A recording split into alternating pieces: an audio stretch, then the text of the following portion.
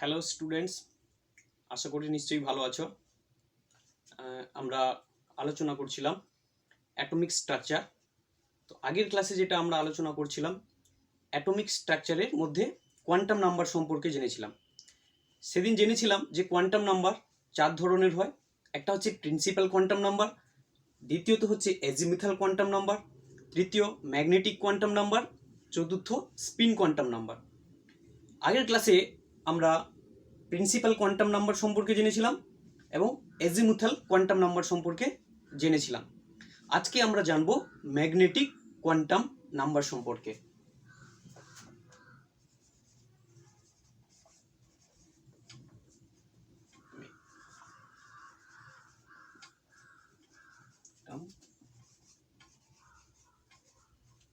Number, এই magnetic quantum নাম্বারকে M দ্বারা চিহ্নিত করা হয়। অতি উচ্চ ক্ষমতা সম্পন্ন চৌম্বক ক্ষেত্রের উপস্থিতিতে পারমাণবিক বর্ণালীর প্রত্যেকটা সূক্ষ্ম রেখা একাধিক সূক্ষ্মতর রেখায় বিভাজিত হয়ে যায়। এই শক্তিশালী চৌম্বক ক্ষেত্রের উপস্থিতিতে পারমাণবিক বর্ণালীর রেখাগুলির সূক্ষ্মতর বিভাজনকে জিমেন এফেক্ট বলা হয়। কি বলে? Jimin effect.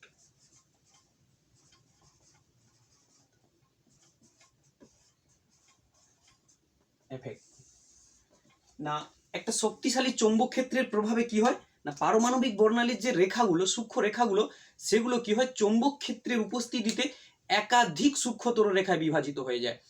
কি বললাম? একটি সূক্ষ্ম রেখা একাধিক সূক্ষ্মতর রেখায় বিভাজিত হবে চৌম্বক ক্ষেত্রের উপস্থিতিতে। একে বলা হয় জিমেন এফেক্ট। ঠিক একইভাবে যদি তড়িৎ ক্ষেত্রের উপস্থিতিতে একটা সূক্ষ্ম রেখা একাধিক সূক্ষ্মতর রেখায় বিভাজিত হয়ে যায়, তখন তাকে আমরা বলবো স্টার্ক এফেক্ট। Starc effect. যখন একটি সূক্ষ্ম রেখা, পারমাণবিক বর্ণালীর একটি সূক্ষ্ম রেখা তড়িৎ ক্ষেত্রের প্রভাবে একাধিক সূক্ষ্মতর রেখায় বিভাজিত হয়ে যায়, তখন তাকে আমরা বলবো কি? স্টার্ক এফেক্ট বলবো। আর পারমাণবিক বর্ণালীর একটি সূক্ষ্ম রেখা যখন চৌম্বক ক্ষেত্রের উপস্থিতিতে একাধিক সূক্ষ্মতর রেখায় বিভাজিত হয়ে যায়, তখন তাকে আমরা বলবো জিমেন এফেক্ট। প্রকৃতপক্ষে একটা নির্দিষ্ট শক্তির উপকক্ষ এই চৌম্বক ক্ষেত্রের উপস্থিতিতে কি হয় না, সামান্য শক্তির পার্থক্য বিশিষ্ট কতগুলি ত্রিমাত্রিক অঞ্চলে বিন্যস্ত হয়ে যায়। এই ত্রিমাত্রিক অঞ্চলগুলোকে বলা হয় অরবাইটাল। কি বলা হয়? একে বলা হয় অরবাইটাল বা কক্ষক বলা হয়। কিভাবে হতে হয় না, এইভাবে একটা ত্রিমাত্রিক অঞ্চলে বিন্যস্ত হয়ে যায়। যদি এটা এক্স, এটা হচ্ছে ওয়াই এবং জেড এক্সিস বরাবর ত্রিমাত্রিক অঞ্চলে বিন্যস্ত হয়ে যায়। এই ত্রিমাত্রিক অঞ্চলে বিন্যস্ত হয়ে যায় বা ত্রিমাত্রিক অঞ্চলে কি থাকে? এদের ওরিয়েন্টেশন থাকে।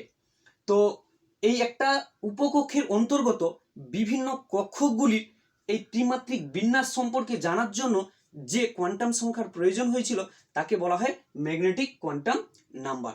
যেমন আগের ক্লাসে আমরা জেনেছিলাম যে একটা কক্ষপথের আকার, একটা কক্ষপথে সর্বাধিক কতগুলো ইলেকট্রন থাকতে পারে, একটা ইলেকট্রন কোন কক্ষপথে থাকতে পারে, সেগুলো আমরা জেনেছিলাম কোথা থেকে না, প্রিন্সিপাল কোয়ান্টাম নাম্বার থেকে।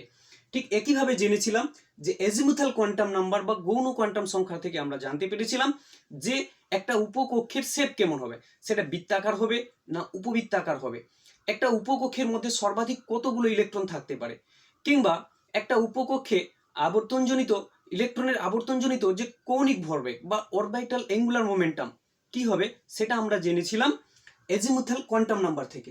ঠিক একইভাবে একটা উপকক্ষের অন্তর্গত বিভিন্ন কক্ষগুলির ত্রিমাত্রিক বিন্যাস সম্পর্কে জানার জন্য যে কোয়ান্টাম সংখ্যার প্রয়োজন হয়েছিল, সেই কোয়ান্টাম সংখ্যাকে বলা হয় ম্যাগনেটিক কোয়ান্টাম নাম্বার বা চুম্বকীয় কোয়ান্টাম সংখ্যা। এই চুম্বকীয় কোয়ান্টাম সংখ্যার মান নির্ভর করে থাকে এজিমুথাল কোয়ান্টাম নাম্বার উপরে। যেমন করে এজিমুথাল কোয়ান্টাম নাম্বারের মান নির্ভর করে প্রিন্সিপাল কোয়ান্টাম নাম্বার উপরে, ঠিক একইভাবে ম্যাগনেটিক কোয়ান্টাম নাম্বারের মান নির্ভর করে থাকে এজিমুথাল কোয়ান্টাম নাম্বারের উপরে। এই ম্যাগনেটিক কোয়ান্টাম নাম্বারের মান হবে, এবং এম এর মান হবে -L থেকে +L পর্যন্ত যে কোনো পূর্ণ সংখ্যা। কি বললাম না এই ম্যাগনেটিক কোয়ান্টাম সংখ্যা m এর মান হবে -l থেকে +l পর্যন্ত যে কোনো পূর্ণ সংখ্যা এবং m এর মোট মান হবে m এর মোট মান 12 + 1 এই সমীকরণের সাহায্যে আমরা নির্ণয় করতে পারবো। তাহলে এবার দেখে নেব l এর একটা নির্দিষ্ট মানের জন্য m এর কি মান হয় এবং তাদের ওরিয়েন্টেশন বা বিন্যাস কেমন হয় সেটা আমরা দেখে নেব।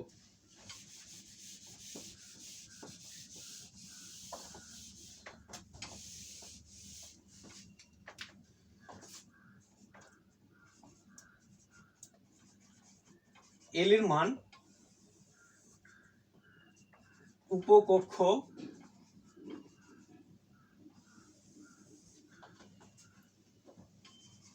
m এর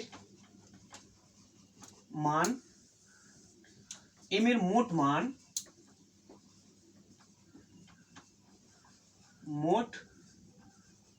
মান আর হচ্ছে কক্ষক সংখ্যা।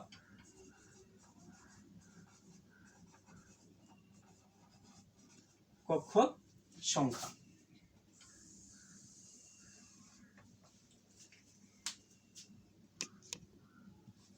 তো আমরা জানবো l এর বিভিন্ন মানের জন্য m এর মান কি হবে। ধরো l এর মান 0 1 2 3। l এর মান 0 হলে তাকে s উপকক্ষ বলা হয়, l এর মান 1 হলে তাকে p উপকক্ষ বলা হয়, l এর মান 2 হলে তাকে d, l এর মান 3 হলে তাকে f উপকক্ষ বলা হয়। এগুলো আমরা আগের ক্লাসে জেনেছি। এবার বলেছি এই ম্যাগনেটিক কোয়ান্টাম সংখ্যার মান নির্ভর করে অ্যাজিমুথাল কোয়ান্টাম নাম্বারের উপরে বা গৌণ কোয়ান্টাম সংখ্যার উপরে। বলেছি m এর মান হবে -l থেকে +l পর্যন্ত যে কোনো পূর্ণ সংখ্যা। তাহলে l এর মান যদি 0 হয় তাহলে m এর মান কি হবে, m এর মানও 0 হবে এবং l এর মান যদি 1 হয় সেক্ষেত্রে m এর মান কি হবে, -1 0 +1, কারণ আমরা জেনেছি -l থেকে +l পর্যন্ত যে কোনো পূর্ণ সংখ্যা হবে। এবং l এর মান যদি 2 হয় সেক্ষেত্রে m এর যে মানগুলো হবে -2 -1 0 +1 +2 হবে। এবং l এর মান যদি 3 হয় সেক্ষেত্রে m এর যে মান হবে -3 -2 -1 0 +1 +2 +3। তাহলে l এর মান 0 হলে m এর মান কত হবে, 0। তাহলে m এর মোট মান কত হবে সেটা নির্ণয় করার সূত্র হচ্ছে 12 + 1 12 + 1। তাহলে আমরা বসাবো 2 × l এর ভ্যালু হচ্ছে 0 + 1। তার মানে আমরা দেখতে পাচ্ছি যে এখানে একটি মান পাবো। কি হচ্ছে m এর মোট হচ্ছে একটি। এবার l এর মান যদি 1 হয় তাহলে m এর মোট মান কত হবে না 2 × 1 + 1 সমান হচ্ছে কত হবে, 2 + 1 সমান 3টি। এবং l এর মান যদি 2 হয় সেক্ষেত্রে m এর মোট মান হবে 2 × 2 + 1 সমান হচ্ছে 5। এবং l এর মান যদি 3 হয় 2 × 3 + 1 7। অর্থাৎ এক্ষেত্রে যে কক্ষকটি পাবো সেটা কি হবে 1s। 1s এ কয়টি কক্ষক, 1s হচ্ছে কি s কক্ষক হচ্ছে কয়টি, s কক্ষক একটি। তাহলে এখানে l এর মান 1 হলে সেটাকে কি বলা হয়, p উপকক্ষ বলা হয়। তাহলে p কক্ষক হচ্ছে কয়টি হবে, p কক্ষক 3টি। এবং 2 হলে সেটা d কক্ষক 5টি এবং f কক্ষক 7টি। কক্ষক 7টি। তাহলে এখান থেকে আমরা যেটা জানলাম যে এর ওরিয়েন্টেশন 0, অর্থাৎ একটি কক্ষক পাবো। এর ওরিয়েন্টেশন 3টে রয়েছে বা বিন্যাস 3টে রয়েছে, -1 0 +1, তাই এর 3টি কক্ষক রয়েছে। এবং হচ্ছে কি বললাম না ডির হচ্ছে 5টি রয়েছে, -2 -1 0 +1 +2, অর্থাৎ 5টি রয়েছে ওরিয়েন্টেশন বা বিন্যাস রয়েছে, তাই এর কক্ষক হচ্ছে 5টি। এবং এফ এর ক্ষেত্রে যে ওরিয়েন্টেশন রয়েছে, অর্থাৎ এল এর ভ্যালু যখন 3 হবে তখন তার ক্ষেত্রে 7টি ওরিয়েন্টেশন থাকবে, -3, -2, -1, 0, +1, +2, +3, অর্থাৎ 7টি কক্ষ রয়েছে। তাহলে এখান থেকে আমরা জানতে পারলাম ম্যাগনেটিক কোয়ান্টাম নাম্বারের সাহায্যে একটা হচ্ছে কি উপকক্ষের যে চৌম্বক ক্ষেত্রের প্রভাবে একটা কতগুলি ত্রিমাত্রিক অঞ্চলে বিন্যস্ত হয়ে যায়। এই ত্রিমাত্রিক অঞ্চলগুলোকে বলা হয় কি কক্ষক বা অরবিটাল বলা হয় থাকে। তাহলে একটু দেখে নেব যে চৌম্বক ক্ষেত্রের প্রভাবে একটা এন কক্ষের মধ্যে কতগুলো কক্ষক রয়েছে, সেটা একটু ডায়াগ্রাম করে দেখে নেব।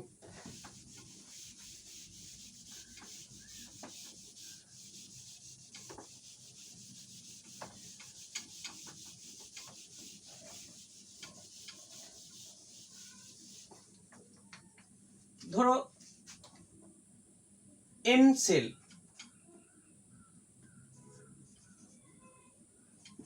এই এন সেলের ক্ষেত্রে প্রিন্সিপাল কোয়ান্টাম নাম্বারের মান কত? 4। আমরা জানি এন কক্ষে হচ্ছে প্রিন্সিপাল কোয়ান্টাম নাম্বারের মান 1। যদি প্রিন্সিপাল কোয়ান্টাম নাম্বারের মান 1 হয়ে থাকে তাহলে সেক্ষেত্রে আমরা কি পাবো? এজিমুথাল কোয়ান্টাম নাম্বারের মান কত হবে? 0 থেকে n-1 পর্যন্ত যে কোনো পূর্ণ সংখ্যা, এবং প্রিন্সিপাল কোয়ান্টাম নাম্বারের ভ্যালু যতগুলো হবে এজিমুথাল কোয়ান্টাম নাম্বারের ভ্যালুও ঠিক ততগুলো হবে। সেটা আমরা জেনেছিলাম যে এদের ক্ষেত্রে যে ভ্যালু হবে 4টে ভ্যালু।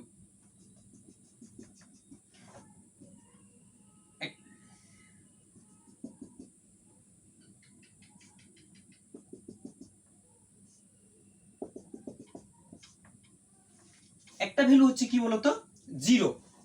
এল এর মান হবে একটি 0, এল এর মান হবে 1, এল এর মান হবে 2 এবং এল এর মান হবে 3। তো কি বলেছিলাম? এল এর মান 0, 1, 2, 3। এল এর মান 0 হলে তাকে কি বলেছিলাম? এস। তার মানে এর যে সাবসেলটা হবে, সাবসেল সেটা হবে কি না, প্রথমে প্রিন্সিপাল কোয়ান্টাম নাম্বার লিখবো, তারপরে তার ডান সাইডে লিখবো কি না তার উপকক্ষের প্রতীক লিখবো। তাহলে এখানে প্রিন্সিপাল কোয়ান্টাম নাম্বার হচ্ছে 4 এবং 0 এর জন্য এস, তাহলে এটা 4s সাবসেল, এটাকে 4s সাবসেল বলা হয়। ঠিক একইভাবে এর উপকক্ষ কি হবে না 4 আর 1 এর জন্য হচ্ছে কি না p, এটা 4p সাবসেল সাবসেল হবে। এটা হচ্ছে কি 4d সাবসেল, এটা 4f সাবসেল। তাহলে একটা প্রিন্সিপাল কোয়ান্টাম নাম্বার যদি 4 হয় তাহলে তার এজিমুথাল কোয়ান্টাম নাম্বার 4টে পাবো, সেটা কি 0, 1, 2, 3। আবার আমরা জেনেছি যে প্রিন্সিপাল কোয়ান্টাম নাম্বারে এজিমুথাল কোয়ান্টাম নাম্বার ম্যাগনেটিক কোয়ান্টাম নাম্বারের মান নির্ভর করে কার উপরে? এজিমুথাল কোয়ান্টাম নাম্বারের উপরে। যদি এল এর ভ্যালু 0 হয় তাহলে সেই ক্ষেত্রে আমরা কি দেখেছি? এম এর ভ্যালুও m = 0 হবে, এবং এল এর ভ্যালু যদি 1 হয় তাহলে সেই ক্ষেত্রে এম এর কতগুলো মান পাবো আমরা বলেছিলাম না -l থেকে +l পর্যন্ত। তার মানে এখানে যেটা হবে -1, এম এর মান যেগুলো হবে m = -1, m = 0, m = +1। ঠিক একইভাবে এল এর ভ্যালু যদি 2 হয় তাহলে সেক্ষেত্রে আমরা এম এর কতগুলো মান পাবো? এম এর মান পাবো m = -2, m = -1, m = 0, m = +1, m = +2। ঠিক একইভাবে এল এর মান যদি 3 হয় সেক্ষেত্রে এম এর যে মানগুলো পাবো সেগুলো কি? m = -3, m = -2, m = -1, m = 0, m = +1, m = +2, m = +3। তাহলে দেখো কি বলেছিলাম যে প্রিন্সিপাল কোয়ান্টাম নাম্বার যদি 4 হয় তাহলে সেক্ষেত্রে এজিমুথাল কোয়ান্টাম নাম্বারও 4টি হবে এবং তার মান 0 থেকে n-1 পর্যন্ত যে কোনো পূর্ণ সংখ্যা। তো সেক্ষেত্রে 0, 1, 2 এবং 3 পেলাম। তো এখানে যে সাবসেলটা হবে সেটা কি না, সাবসেল লেখার নিয়ম বলেছিলাম প্রথমে প্রিন্সিপাল কোয়ান্টাম লিখতে হবে, তার ডান সাইডে উপকক্ষের প্রতীক লিখতে হবে। তাহলে প্রিন্সিপাল কোয়ান্টাম নাম্বার এখানে 4, সেই জন্য 4 লিখলাম। এবার 0 জন্য S, ঠিক একইভাবে 4p সাবসেল, 4d সাবসেল আর 4a সাবসেল পেলাম, উপকক্ষগুলো পেলাম। এবারে হচ্ছে ম্যাগনেটিক কোয়ান্টাম নাম্বারের মান। ম্যাগনেটিক কোয়ান্টাম নাম্বারের মান নির্ভর করে এজিমুথাল কোয়ান্টাম নাম্বার বা এই গৌণ কোয়ান্টাম সংখ্যার উপরে। ম্যাগনেটিক কোয়ান্টাম নাম্বারের মান হবে -L থেকে +L পর্যন্ত যে কোনো পূর্ণ সংখ্যা। যেহেতু L এর মান যদি 0 হয় তাহলে সেক্ষেত্রে ম্যাগনেটিক কোয়ান্টাম নাম্বারের মানও 0 হবে। L এর মান যদি 1 হয় তাহলে সেক্ষেত্রে -1 থেকে +1 পর্যন্ত যে কোনো পূর্ণ সংখ্যা অর্থাৎ 3টে পাবো। আবার L এর মান 2 হলে সেক্ষেত্রে 5টি, L এর মান 3 হলে সেক্ষেত্রে 7টি।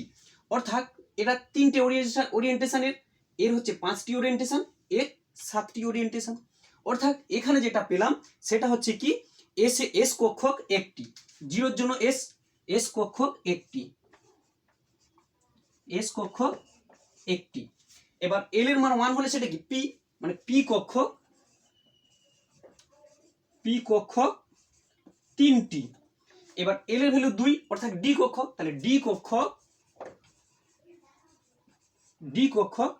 5টি এবং এফ কক্ষক 7টি। তাহলে এখান থেকে আমরা জানলাম যে চৌম্বক ক্ষেত্রের প্রভাবে একটি সেলের মধ্যে কতগুলো অরবিটাল রয়েছে সেটা আমরা জানতে পারলাম। কপি করো। তাহলে ম্যাগনেটিক কোয়ান্টাম নাম্বারের সিগনিফিকেন্স কি হবে না, এর সিগনিফিকেন্স হলো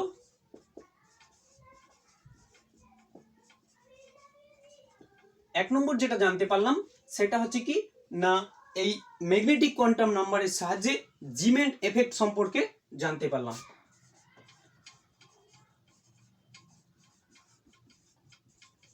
জিমেন এফেক্ট সম্পর্কে জানতে পারলাম এবং চুম্বকীয় কোয়ান্টাম সংখ্যা কোনো কক্ষকে ত্রিমাত্রিক বিন্যাসকে নির্দেশ করে। কি করে? দ্বিতীয় যেটা জানলাম যে কোনো চুম্বকীয় কোয়ান্টাম সংখ্যা কোনো কক্ষকে ত্রিমাত্রিক বিন্যাসকে নির্দেশ করে। যেমন L সমান 1 হলে সেখানে কি হবে না, m এর যে মানগুলো পাবো সেটা হচ্ছে কি -1, 0, +1, অর্থাৎ p উপকক্ষে L এর মান 1 হলে সেটাকে কি বলা হয় p সাবসেল। L এর মান যদি 1 হয় তাহলে সেটা কি হবে, তার m এর 3টে ওরিয়েন্টেশন পাবো, একটা হচ্ছে কি -1, 0 আর একটা হচ্ছে +1। এদের যে 3টি ওরিয়েন্টেশন, এই ওরিয়েন্টেশনগুলো কি করে বা কক্ষক, এখানে m এর হচ্ছে 3টি মান, তাই হচ্ছে কি p 3টি কক্ষক। এই 3টি কক্ষক কি x y z অক্ষ বরাবর কিভাবে নত থাকে ত্রিমাত্রিক অঞ্চলে না, এক্ষেত্রে যেটা থাকে যদি এরকম থাকে ত্রিমাত্রিক অঞ্চল থাকে, এটা হচ্ছে x y z এক্সিস থাকে, তাহলে একটা হবে p x এইভাবে থাকবে নত থাকবে, এটা হচ্ছে p x, আর একটা থাকবে p y y এক্সিস বরাবর এইভাবে নত থাকবে, এটা হচ্ছে x y z, এটা p y কক্ষক, আর একটা হচ্ছে p z x y z। তাহলে এই কক্ষকগুলো এইভাবে ত্রিমাত্রিক অঞ্চলে বিন্যস্ত থাকবে। তো কক্ষকের যে শেপ সেটা নিয়ে পরের ক্লাসে আলোচনা করব। এরা কি করে না, এইগুলো পরস্পরের সঙ্গে সমকোণে 90 ডিগ্রি ভাবে আনত থাকে, ঠিক এইভাবে থাকে, দেখতে পাচ্ছ ঠিক এভাবে, একটা অ্যাক্সিস এই বরাবর, একটা অ্যাক্সিস এই বরাবর, আর একটা অ্যাক্সিস এই বরাবর, এদের প্রত্যেকের সঙ্গে কোণ হচ্ছে 90 ডিগ্রি। যেদিক থেকে দেখো এরা পরস্পরের সঙ্গে 90 ডিগ্রি কোণে আনত থাকে। এবং এম এর এই দেখে নেব যে L সমান যদি 2 হয় সেক্ষেত্রে এদের ওরিয়েন্টেশনটা কেমন হবে। তাই ডির ক্ষেত্রে L সমান যদি 2 হয় তাহলে m এর ভ্যালু কতগুলো হবে না, m এর ভ্যালু আমি জানবো যে -2, -1, 0, +1 আর হচ্ছে +2। এদের যে বিন্যাসটা হয় সেটা হচ্ছে এইভাবে হবে, 0, -1, -2, +1, +2। তো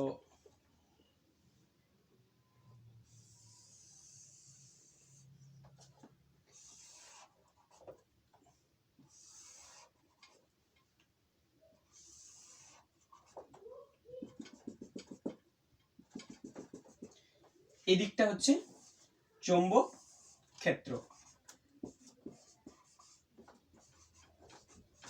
চৌম্বক ক্ষেত্র এম এর এই যে মান ঋণাত্মক এবং ধনাত্মক, এর থেকে কি বোঝা যায় না, এম এর ঋণাত্মক মান থেকে বোঝা যায় যে এই ঋণাত্মক মানগুলো কি চৌম্বক ক্ষেত্রের বিপরীতে আনত থাকে, আর এই ধনাত্মকগুলো হচ্ছে কি চৌম্বক ক্ষেত্রের দিকে আনত থাকে। এরপরে আমরা জানবো স্পিন কোয়ান্টাম নাম্বার সম্পর্কে। এবারে জানবো স্পিন কোয়ান্টাম নাম্বার সম্পর্কে।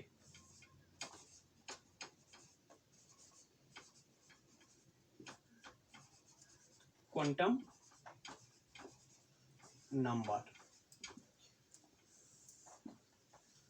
আগের তিনটি কোয়ান্টাম সংখ্যার দ্বারা, আগের তিনটি কোয়ান্টাম সংখ্যা অর্থাৎ principal quantum number, azimuthal quantum number, magnetic quantum number দ্বারা পারমাণবিক বর্ণালীর সূক্ষ্ম বিভাজন সম্পর্কে ব্যাখ্যা করা গেলেও অতি সূক্ষ্ম বিভাজন সম্পর্কে ব্যাখ্যা করা যায়নি।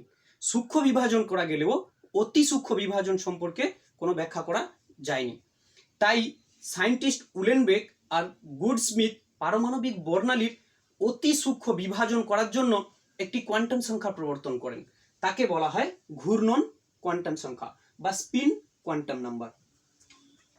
স্পিন কোয়ান্টাম নাম্বার পৃথিবী যেমন সূর্যকে ঘিরে আবর্তিত হওয়ার সঙ্গে সঙ্গে নিজের অক্ষের চারপাশে ঘুরতে থাকে, পৃথিবী যেমন সূর্যকে কেন্দ্র করে আবর্তিত হওয়ার সঙ্গে সঙ্গে তার নিজের অক্ষের চারপাশে আবর্তিত হয়, ঠিক তেমনিভাবে একটা ইলেকট্রন নিউক্লিয়াসকে ঘিরে বৃত্তাকার কিংবা উপবৃত্তাকার কক্ষপথে আবর্তিত হওয়ার সঙ্গে সঙ্গে তার নিজের অক্ষের ইলেকট্রন যেমন বৃত্তাকার কক্ষপথে আবর্তিত হওয়ার সঙ্গে সঙ্গে ঠিক একইভাবে পৃথিবীর মতো তার নিজের অক্ষের চারপাশেও সে আবর্তিত হতে থাকে।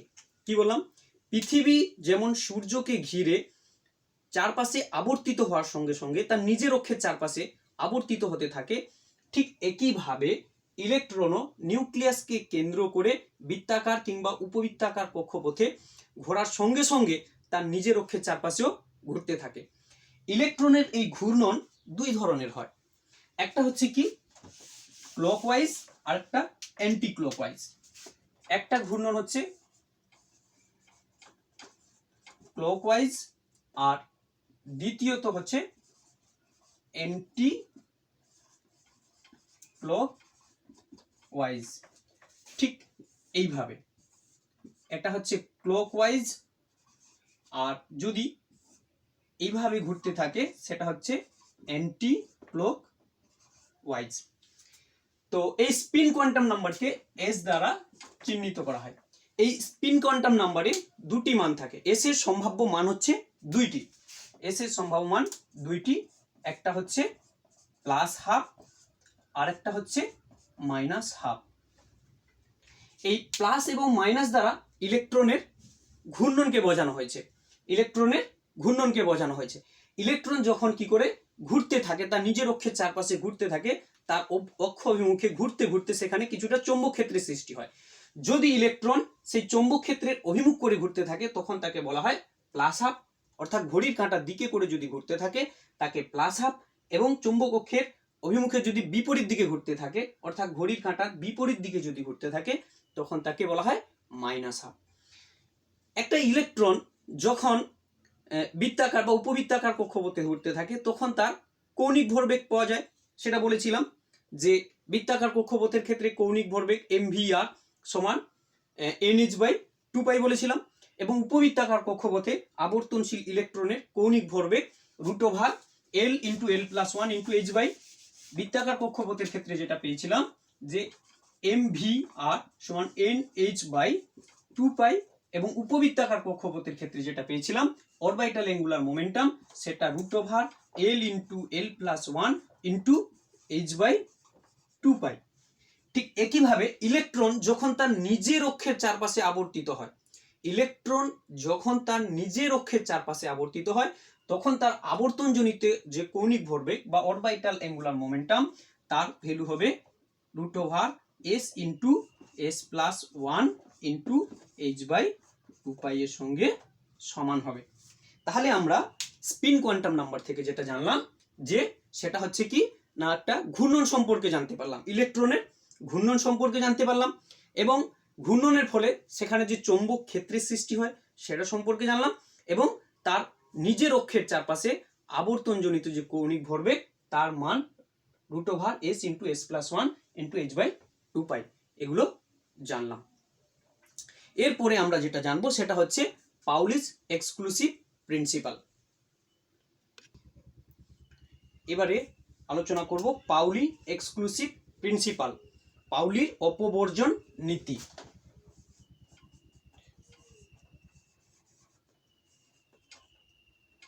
পাউলিস এক্সক্লুসিভ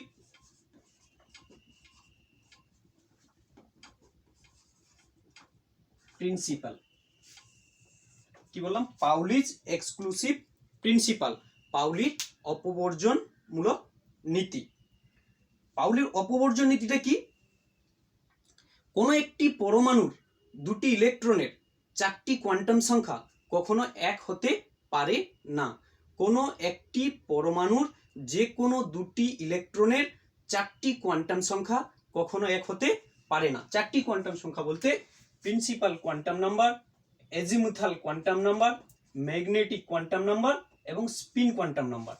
কোনো একটি পরমাণুর যে কোনো দুটি ইলেকট্রনের এই চারটি কোয়ান্টাম সংখ্যা n, l, m, s এর মান সমান হতে পারে না।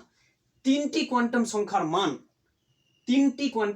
মান সমান হলেও চতুর্থ কোয়ান্টাম সংখ্যার মান অবশ্যই আলাদা হবে। কেন না? আমরা একটু আগেই জেনেছি যে স্পিন কোয়ান্টাম নাম্বারের দুটি মান, একটা হচ্ছে +½ আর একটা হচ্ছে -½ তাহলে এই +½ -½ তাহলে পরপর তিনটি কোয়ান্টাম সংখ্যা সমান হয়ে গেল।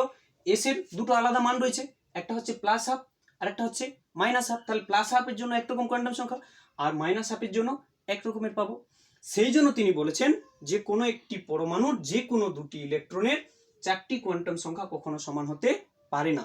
তিনটি কোয়ান্টাম সংখ্যার মান সমান হলেও চতুর্থ কোয়ান্টাম সংখ্যার মান অবশ্যই আলাদা হবে। এবং ওনার যে অনুসিদ্ধান্ত সেটা হলো যে এই দুটি মান থেকে তিনি বলেন যে একটি কক্ষকে সর্বাধিক দুটি ইলেকট্রন থাকতে পারে। তিনি বলেছেন একটি অরবিটালে সর্বোচ্চ দুটি ইলেকট্রন থাকতে পারে। একটি কক্ষকে সর্বাধিক দুটি ইলেকট্রন থাকে। তো সে কক্ষকে কেমন থাকে? ধরো এটা একটা কক্ষ, তাদের যদি এরকম থাকে তাদের হচ্ছে কি কিংবা এরকম, এটা পসিবল নয়। দুটো ইলেকট্রনের স্পিন কখনোই একই দিকে হওয়া সম্ভব নয়। তাদের স্পিন কক্ষকে দুটো ইলেকট্রন কি হবে না ঠিক একটা যদি উপরে থাকে আর একটা নিচে থাকবে, অর্থাৎ একটি যদি ক্লকওয়াইজ হয় ইলেকট্রন, অপর ইলেকট্রনটি কি হবে অ্যান্টি ক্লকওয়াইজ। তাহলে দুটি ইলেকট্রন, একটি কক্ষকের মধ্যে দুটি ইলেকট্রনের স্পিন কখনোই একই দিকে হওয়া সম্ভব নয়, হয় দুটো উপরে কিংবা দুটো নিচে, একই হওয়া সম্ভব নয়। এই দুটো ইলেকট্রনের স্পিন কি হবে অবশ্যই অপোজিট হতে হবে। তাহলে একটু দেখে নেব একটা 1s কক্ষকে যে দুটি ইলেকট্রন তার কোয়ান্টাম সংখ্যাগুলোর মান। ধরো 1s উপকক্ষ, 1s উপকক্ষের ক্ষেত্রে কি রয়েছে?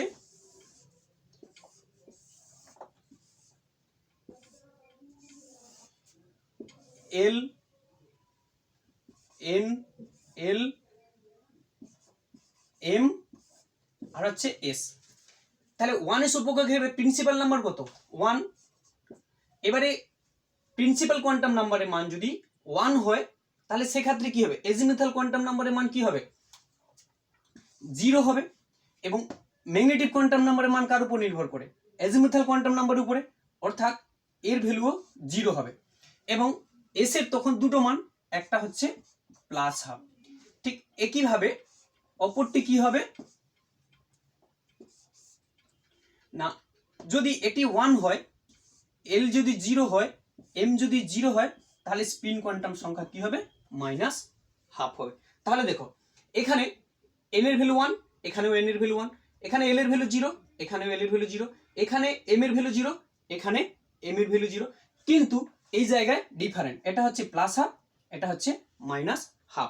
তাহলে কি বললাম না, কোনো একটি পরমাণুর যে কোনো দুটি ইলেকট্রনের 4টি কোয়ান্টাম সংখ্যার মান কখনো এক হতে পারে না।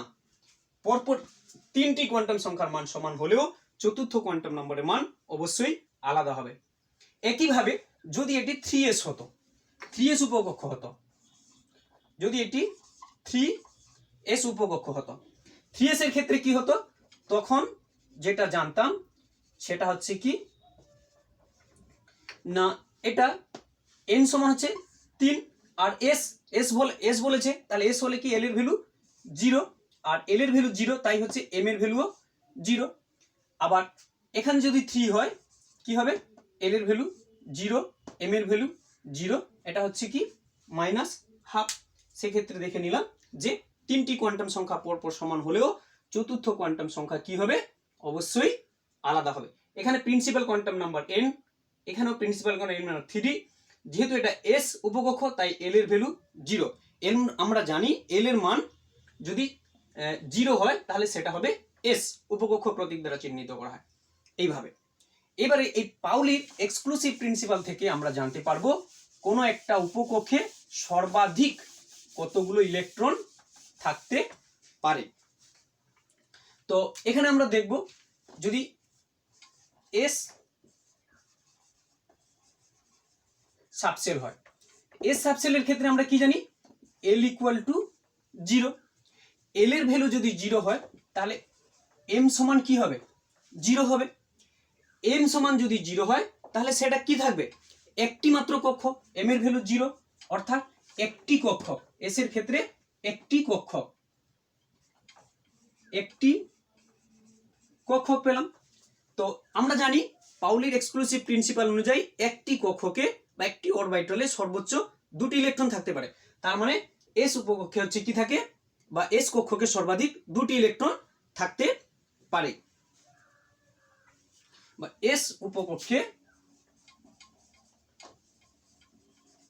মোট ইলেকট্রন সমান 1 × 2 সমান 2টি। ঠিক একইভাবে আমরা জানবো p ক্ষেত্রে, p সাবসেল। তো এই p সাবসেলের ক্ষেত্রে আমরা কি জানবো? l এর ভ্যালু 1, l এর ভ্যালু যদি 1 হয় তাহলে আমরা জানি m এর যে ভ্যালুগুলো পাবো -l থেকে +l পর্যন্ত, -1, 0, +1 পাবো। তাহলে মানে m এর যে ওরিয়েন্টেশন সেটা হচ্ছে 3টে। তার মানে এখানটা হচ্ছে, এখানে p এর ক্ষেত্রে যে কক্ষক হবে সেটা হচ্ছে অরবিটাল নাম্বার, p এর অরবিটাল নাম্বার সেটা হচ্ছে 3টি। p এর অরবিটাল হচ্ছে 3টি কক্ষক, p এর ক্ষেত্রে 3টি কক্ষক বা অরবিটাল রয়েছে। তাহলে p এর ক্ষেত্রে মোট ইলেকট্রন কত হবে? আমরা জানি একটি কক্ষকে সর্বাধিক 2টো ইলেকট্রন থাকতে পারে। তাহলে p উপকক্ষে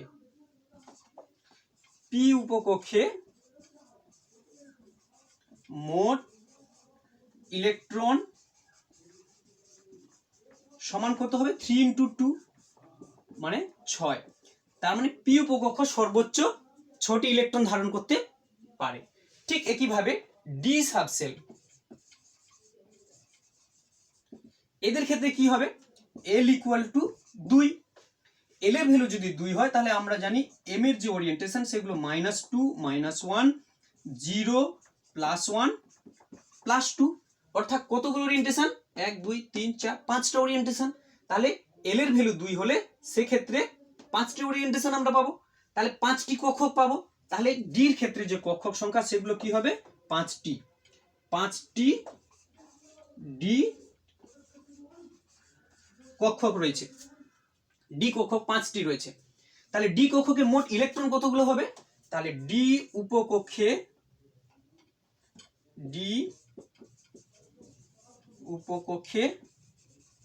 মোট ইলেকট্রন সমান কত হবে?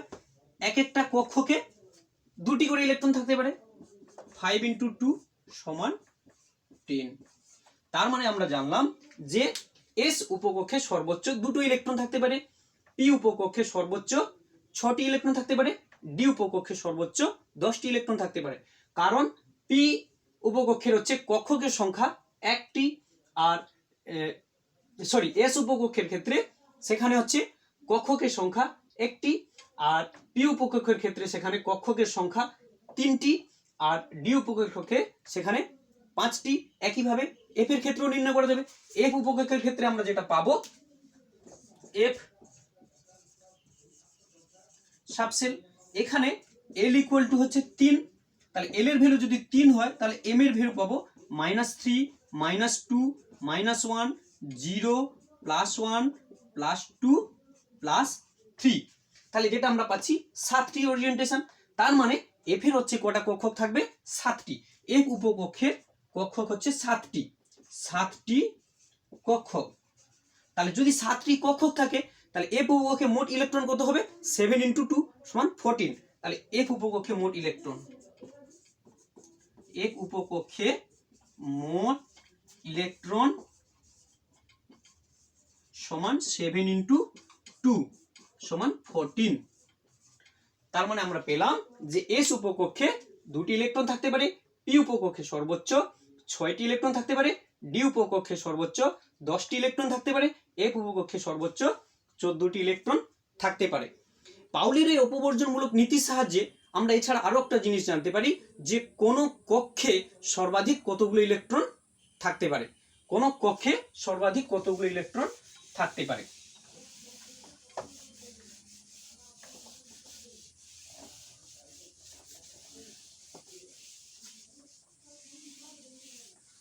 তো ধরো কে কক্ষে, কে কক্ষ, কে সেল, এক্ষেত্রে n সমান কত?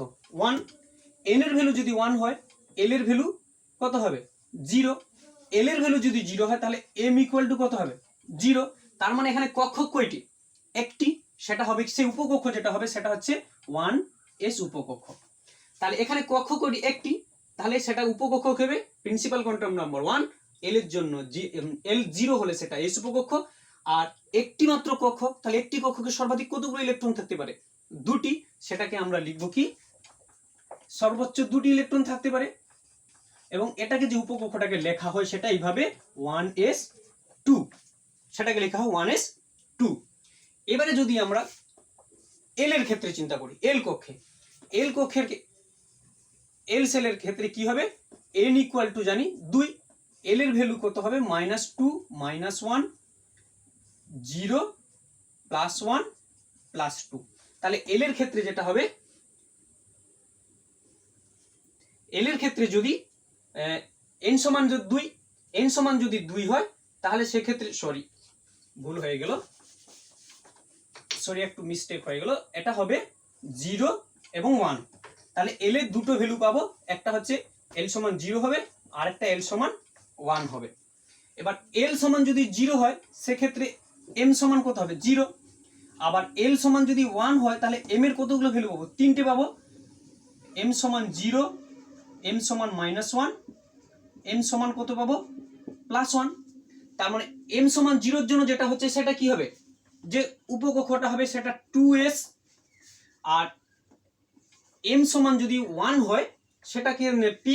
m সমান l সমান 1 হলে সেটা আমরা কি জানি? p উপকক্ষ, সেটা দিয়ে উপকক্ষ হবে 2p। এবারে হচ্ছে দেখতে পাচ্ছি তাহলে এই s কক্ষে সর্বাধিক কটা কক্ষ? কটা? একটি। তার মানে একটি কক্ষকে সর্বোচ্চ কতগুলো ইলেকট্রন থাকতে পারে? 2টো। তাহলে সেখানে এইভাবে লেখা হবে 2। আর p এর হচ্ছে কতগুলো কক্ষ? এখানে ওরিয়েন্টেশন কোটা দেখতে পাচ্ছি 3টে, তার মানে p এর 3টে কক্ষ। একটা কক্ষকে কয়টি করে ইলেকট্রন থাকতে পারে? 2টো করে। তাহলে 3টে কক্ষকে সর্বোচ্চ কতগুলো ইলেকট্রন থাকবে? 6টি, সেটাকে লেখা হয় 2p6। তাহলে আমরা দেখতে পাচ্ছি যে l কক্ষে সর্বোচ্চ মোট কতগুলো ইলেকট্রন থাকবে? না, l কক্ষে যে ইলেকট্রন থাকবে সেটা হচ্ছে এইটা 2 + 6, তার মানে হচ্ছে কি 8টি। আমরা পাউলির এক্সক্লুসিভ প্রিন্সিপাল থেকে জেনেছি যে প্রতিটা অরবিটালে সর্বোচ্চ 2টো ইলেকট্রন থাকতে পারে। সেখান থেকে কে কক্ষের ক্ষেত্রে প্রিন্সিপাল কোয়ান্টাম নাম্বারের ভ্যালু 1। প্রিন্সিপাল কোয়ান্টাম নাম্বার যদি 1 হয় তাহলে l এর ভ্যালু হবে 0, আর ম্যাগনেটিক কোয়ান্টাম নাম্বারের মান হবে 0। এম এর মান 0, তাই এখানে একটি মাত্র কক্ষক রয়েছে। তাহলে একটি কক্ষকে সর্বোচ্চ কয়টি থাকে ইলেকট্রন? দুটি ইলেকট্রন থাকতে পারে। তাহলে সেটাকে লিখবো কি, যে সাবসেলটা লিখবো সেটা 1s। সাবসেল লেখার নিয়ম হচ্ছে প্রথমে প্রিন্সিপাল কোয়ান্টাম নাম্বার, তারপরে কি লিখবো, তার উপকক্ষের প্রতীক। তাহলে এল এর ভ্যালু 0, ওই জন্য এস লিখলাম। আর তার মাথার উপরে যেটা লিখবো সেটা হচ্ছে কি না, ওই কক্ষকে সর্বাধিক কতগুলো ইলেকট্রন থাকে। তাহলে সেই জন্য 2, যেহেতু এস কক্ষকে কক্ষক সংখ্যা একটি, তাই সেখানে সর্বোচ্চ 2টি ইলেকট্রন থাকে। ঠিক একইভাবে এল কক্ষের ক্ষেত্রে এন এর ভ্যালু 2, এল এর ভ্যালু হচ্ছে দুটো হয়, একটা 0 একটা 1 হয়। এল এর ভ্যালু যদি 0 হয় তাহলে এম এর ভ্যালু 0 হবে। এম এর 0 হলে সেটাকে কি হবে, যে উপকক্ষ লেখা হয় সেটা প্রতি না 2s এবং সেটা 2। আর এম এর হচ্ছে কি 3টে মানের জন্য পির, তাহলে 3টি কক্ষক, 3টি কক্ষকে সর্বোচ্চ 6টি ইলেকট্রন থাকতে পারে।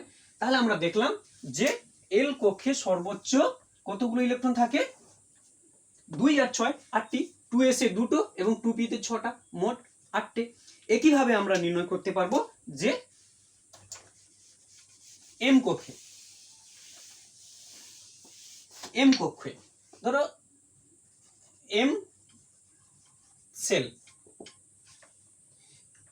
এম সেলের ক্ষেত্রে যে এখানে n ইকুয়াল টু কত হবে 3। তাহলে দেখবো 3, এল এর ভ্যালু যদি 3 হয়, সরি এন এর ভ্যালু যদি প্রিন্সিপাল কোয়ান্টাম নাম্বারের ভ্যালু যদি 3 হয়, তাহলে সেক্ষেত্রে এল এর আমরা কোটা পাবো, 3টে মান পাবো। এবং সেটা কি হবে, প্রিন্সিপাল কোয়ান্টাম নাম্বার থেকে কম পাবো। সেখানে এল এর ভ্যালু পাবো 0, এল এর ভ্যালু পাবো 1 এবং এল এর ভ্যালু পাবো 2। তো আমরা দেখেছি এল এর ভ্যালু যদি 0 হয় তাহলে সেক্ষেত্রে এম এর মান কত হবে 0। আবার এল এর মান যদি 1 হয় সেক্ষেত্রে এম এর যে মানগুলো পাবো সেটা হচ্ছে 0, এম সমান -1, এম সমান +1। আগে আমরা দেখেছি এল এর মান 1 হলে সেটা 3টে পাবো, এল এর মান 0 হলে সেটা হচ্ছে কি একটি পাবো। আর এল এর ভ্যালু যদি 2 হয় তাহলে সেক্ষেত্রে এম এর 5খানা মান পাবো। এম সমান -2, এম সমান -1, এম সমান 0, এম সমান +1, এম সমান +2। তাহলে আমরা দেখতে পাচ্ছি যে এখানে ওরিয়েন্টেশন একটা, তার মানে এক্ষেত্রে এস এর ক্ষেত্রে কি কক্ষক একটি। তো লিখবো এখানে কি, প্রথমে প্রিন্সিপাল কোয়ান্টাম নাম্বার লিখবো যে 3, আর এল এর ভ্যালু 0, তাই এস। আর এস কক্ষে সর্বোচ্চ কত ইলেকট্রন থাকতে পারে, 2টি, মাথায় লিখবো 2। ঠিক একইভাবে এল এর ভ্যালু যদি 1 হয় সেখানে আমরা কতগুলো ওরিয়েন্টেশন পেলাম, 3টে বিন্যাস পেলাম, 3টে। তার মানে পির হচ্ছে কতগুলো, 3টি কক্ষক, এটাকে আমরা লিখবো 3p। আর 3টি কক্ষকের জন্য সর্বোচ্চ কতগুলো ইলেকট্রন, 6। ঠিক একইভাবে এল এর ভ্যালু যদি 2 হয় সেটাকে আমরা বলবো কি ডি। তাহলে ডি এর ক্ষেত্রে যে ওরিয়েন্টেশন সেখানে কি কত পাবো, এল এর ভ্যালু 2 হলে সেখানে 5টি ওরিয়েন্টেশন পাবো, অর্থাৎ কক্ষক সংখ্যা কতগুলো এখানে 5টি। তার মানে এখানে 3d। আর 5টি কক্ষক, প্রত্যেকটা কক্ষকের জন্য 2টো ইলেকট্রন করে নিলে মোট ইলেকট্রন হচ্ছে 10টি, তাকে এইভাবে লিখবো। তার মানে আমরা দেখতে পাচ্ছি এই এম সেলের ক্ষেত্রে বা এম কক্ষের ক্ষেত্রে মোট ইলেকট্রন কতগুলো পাবো না, এম এর ক্ষেত্রে একবার এস, 3s, 3p এবং 3d পেলাম। তাহলে এদের মোট ইলেকট্রনের যোগফল কত হবে না 2 + 6 + 10, তার মানে টোটাল 18টি ইলেকট্রন আমরা পাবো। তার মানে 3 নম্বর কক্ষে সর্বাধিক কতগুলো থাকে ইলেকট্রন, 18টি ইলেকট্রন থাকে। আজকে এতটা, এরপরে নেক্সট ক্লাস।